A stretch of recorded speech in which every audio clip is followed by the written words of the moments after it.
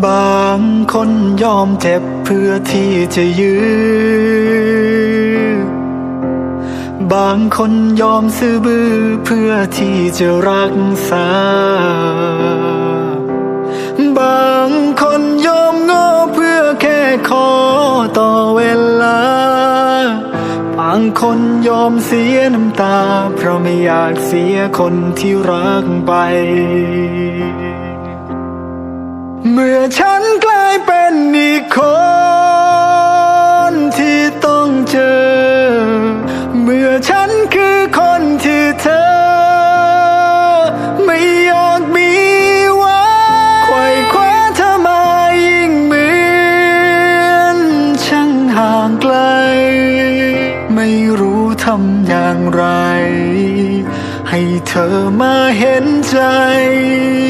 ฉันนี้คงทนไม่ไหว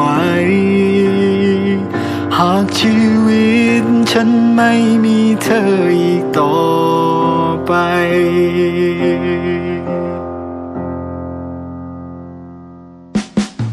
บางคราวก็ท้อเกินที่จะรั้งบางครั้งก็คิดว่าควรต้องตัดใจ